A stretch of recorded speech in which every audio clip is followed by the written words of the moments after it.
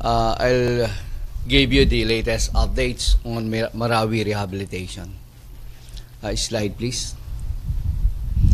The presentation will cover the accomplishment of the subcommittees.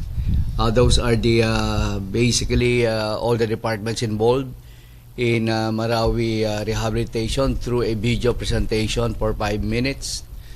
We will have the status of the internally displaced persons, focusing on the Kambalingan and Kambisita programs being implemented by Task Force Bangon Marawi. Updates on our transitory and permanent shelter and the MAA rehabilitation and development.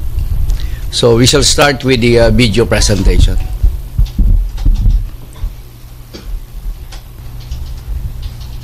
I hereby declare Marawi City liberated from the terrorist influence that marks the beginning of rehabilitation of the city.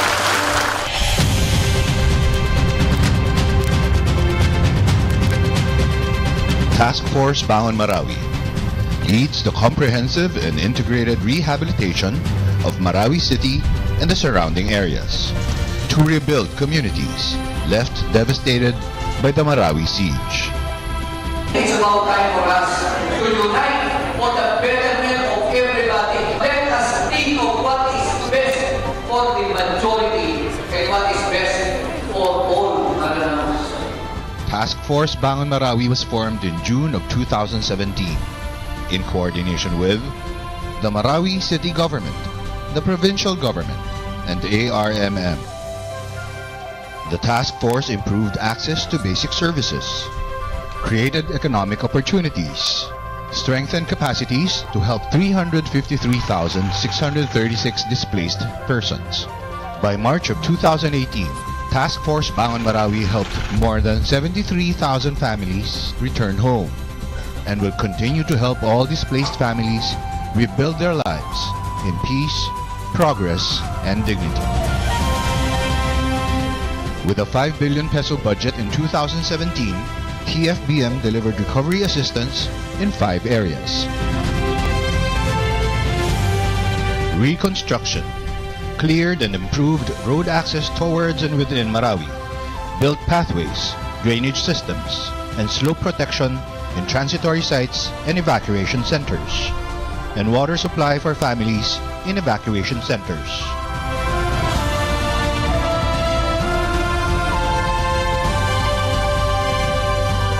Housing. Task Force Bangon Marawi improved the well-being and safety of families. Electricity and water restored in Marawi City and the surrounding areas. 808 transitory homes completed and awarded. In 2018, 6,174 transitory and permanent homes are targeted to be built.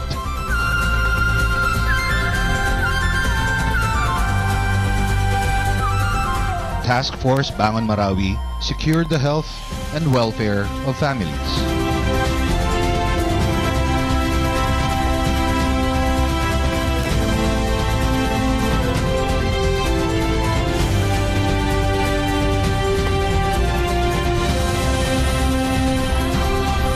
Task Force Bangon Marawi also made sure to secure the health and welfare of children.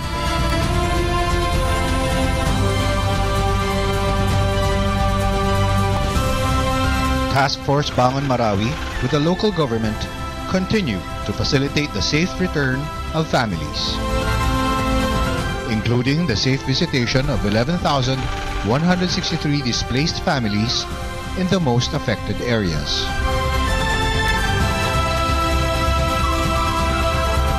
Task Force Bangon Marawi improved food security and boosted income by providing livelihood programs,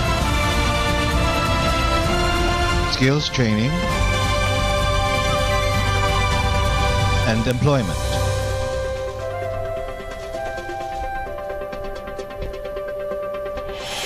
As well as restarted market access.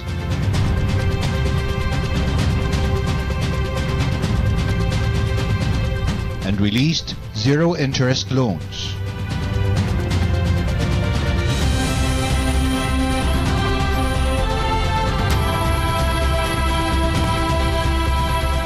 security, peace, and order. Task Force Bangon Marawi established rule of law and secured communities.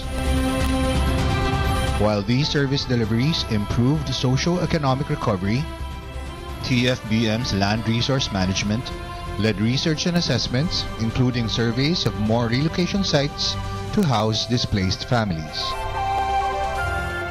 TFBM efforts were also reinforced by the information management and strategic communications, finance and resource mobilization, and legal groups, so the task force can strategically implement comprehensive and well-coordinated recovery efforts that respond to the priority needs, aspirations, religion, and customs of the people of Marawi.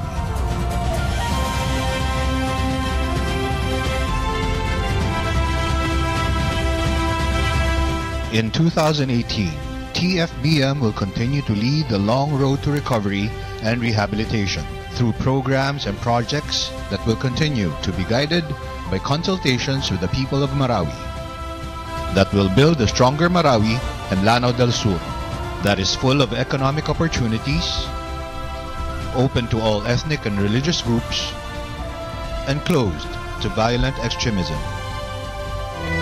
I will see to it that Marawi will rise as a prosperous city again.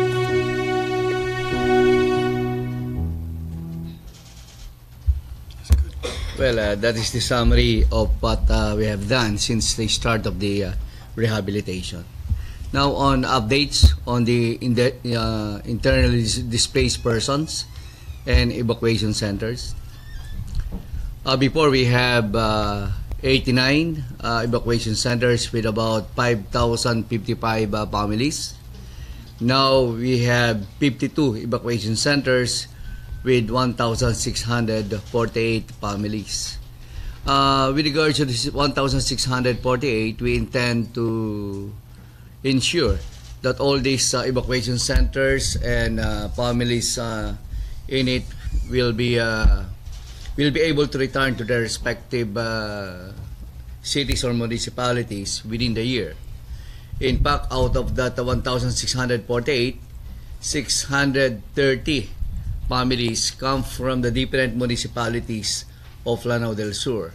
So we are thinking of providing them financial assistance so that by the end of April or by within May, these 630 can go back to their respective municipalities, because not all of them are residents of Marawi City. For the home base, before it was 110,000, now it is down to 41,000. Next, please. For the Kambalingan and Kambisita, when we say Kambalingan, these are the barangays affected outside of the 24 barangays or the most affected area. And when we say Kambisita, this is the visit of residents of the 24 barangays within the most affected area. So, Marawi City has a total of 96 barangays, less 24 yung ando sa loob ng most affected area. So, we have 72 barangays outside the most affected area. So, basically, nakabalik ng lahat. We have a total of 52,178 families with 181,873 individuals. Except for about 3,000 plus, those barangays along the Agus River and very near to the most affected area, which we still consider quite unsafe. So we are going to address that immediately after the Kambisita, so that everybody can return to their respective houses, those living outside the 24 barangays. For the Kambisita, we have sectorized the 24 barangays into 9 sectors, and from 1 to 9, and beginning April 1 to May 10, these 9 sectors will be visited by all the residents. So Sector 1, it started on April 1 to 3, and we are now in Sector 2. And as reported by Colonel Bronner earlier, the residents turned over one 60-millimeter mortar and 6 40-millimeter ammunition and 1 hand grenade. So we can see that the place is really not totally safe for all the residents to come in. And that is one of the reasons why we have to sectorize and specify the dates that they will be allowed to visit so that it will be controlled and not all the residents, about 60,000 individuals, will be entering the most affected area at any given time. So this will end on May 10 in time with the Ramadan, which will start by May 15. Next, please. Now, updates on housing. We need 6,400 transitory housing needs, and in the first site, that is in Barangay Saconsangan, we had already constructed and awarded 808 units, and 244 are in various stages of construction. 2,650 are programmed for implementation or construction by the National Housing Authority starting the second quarter. It's now undergoing site development. We have pinpointed 15 hectares in Site 2 and 10 hectares in Site 3. And these 2,650 will be provided within the year. For the permanent housing needs, we have 3,524, and of these, San Miguel Foundation will provide 2,000 units, JICA through UN Habitat 1,500, and additional 274 will be provided by the Lanao del Sur provincial government and 250 from ARM. You will notice that it is more than the 3,500 because we are anticipating that some IDPs, home-based IDPs, may require permanent housing once they have returned to Marawi City. Now, I think this is the one that is quite a hot issue nowadays with regards to the developer that will develop the most affected area. So I would like to talk about the competitive challenge for the most affected area. Initially, we received 6 unsolicited proposals from these 6 companies. We have the China Railways, China Harbor, Bangon Marawi Consortium, Power China, and Alloy MTD. Actually, the Grand B was not considered because the offer tendered by Grand B is for housing development only, not the development of the entire most affected area or the 24 barangays. There were so many some media practitioners were asking me as to why a Chinese company was chosen. I would just like to state at the onset that these 5 companies, 4 of them are Chinese companies and 1 Malaysian company. Yung mga Filipino companies nakapasok lang sa kanila because these are big companies that can undertake the massive rehabilitation, and the local companies are integrated under them. So yun ang mga nag-submit sa atin, 4 Chinese companies and 1 Malaysian company. Walang Filipino company na nag-submit sa atin na siya ang magde-develop as a local company. So 4 Chinese companies and 1 Malaysian company. And Based on our selection criteria with regards to the project costs, terms of payment, responsiveness to the minimum requirements, overall conceptual design, and project design, the Bagong Marawi Consortium was chosen by the selection committee. And this consortium is composed of the following companies. The first 5 on the screen are Chinese companies, and the 3 at the bottom are local companies.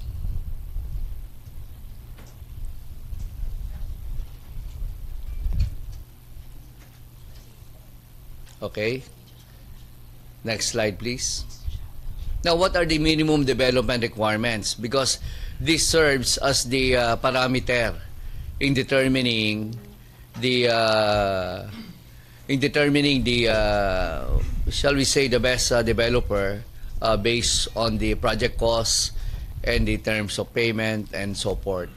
So we have actually 16 minimum development requirements. These are the 8 requirements: debris management, site development plan, area of development shall cover 250 hectares. There must be a concrete improvement, expansion of the existing roads. Both sides of the Agus River and the Lanao Lake will be developed into parks.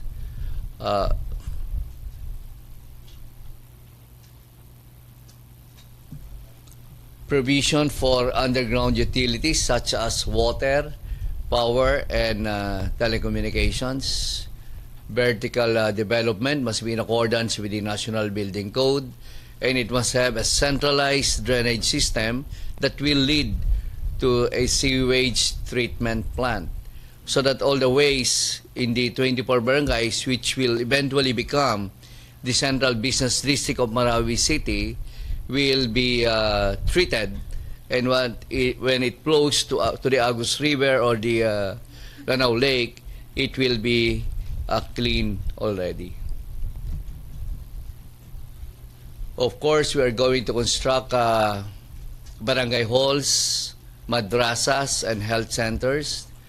The 22 two-story buildings will be constructed to replace the destroyed DepEd classrooms and facilities. We will be constructing a convention center that can accommodate, say, 3,000 to 5,000 people. A memorial site, a 2-hectare memorial site, preserve some facilities as historical sites, port facilities. We will be having multimodal transport hub and a grand central market or Grand Padian with a floor area of 10,000 square meters or 1 hectare. So these are the minimum development requirements that became the basis of the apple-to-apple comparison on the tender provided or submitted by the developers. On the site development plan, this is the perspective, spatial strategy provided by the developer. They have identified the cultural area, residential area, place for tourism. Of course, this spatial strategy will be presented to the local stakeholders so that at the end of the day, we will be able to get what they really want. This is the perspective, spatial strategy provided by the developer, but this is subject to negotiation as regards to the final costing and final desire of the local stakeholders. Some of the perspective, this is a walk area. This street will be used for pedestrians only. There will be no motorized vehicles in this avenue. Next. Site for cultural presentations or shops for their local products. a cultural center or the Padian or a plaza. This is the Grand Central Market or Grand Padian with 10,000 square meter floor area. It's an open market. The plaza, there's the perspective of the developer. And fronting the Lanao Lake, fronting Marawi City, it is envisioned to be a park so that tourists can stroll, and because this offers a very good view of the Lanao Lake. And the Agus River will be an eco corridor with hanging bridges or footbridges. And we will develop green areas or parks, 3 green areas in the entire 24 barangays. And this is actually the perspective of the convention center, being envisioned to be located in the cove. That's quite on the right side or eastern portion of the Marawi City. This may be the center of tourism in Marawi City. Now, before we can undertake all this development, and now that we are having a negotiation with the developer, we are sending a team from the developer, from the Marawi City, local Lanao del Sur, ARM, and Task Force Bangon Marawi to conduct a massive consultation, present this development plan to the populace so that they will be with us. The strategy that we would like to have would be a top, bottom, then up development plan, so that everybody, at the end of the day, we can say that this plan is the product not of the national government, but the product of the national government, the local government, and the different sectors on the ground. So this will be our consultation strategy. We will dialogue with stakeholders to discuss and seek feedback for the proposed development of the most affected areas based on the following key issues. The land is a very critical issue in Marawi City. So we have to go down there and ask them if the width and length of the roads would be suitable for their needs. We will locate the proposed infrastructures in areas that they say would be acceptable to them. What are the specifications of these infrastructures? We are talking about public infrastructures. And for these instructors, whether they are amenable that this will be constructed or not, or what other infrastructures that will be needed to be constructed in the most affected area, and the results of which will form part of the negotiated terms and conditions with the developer. Next, please. And this will commence from starting April 9 to 25.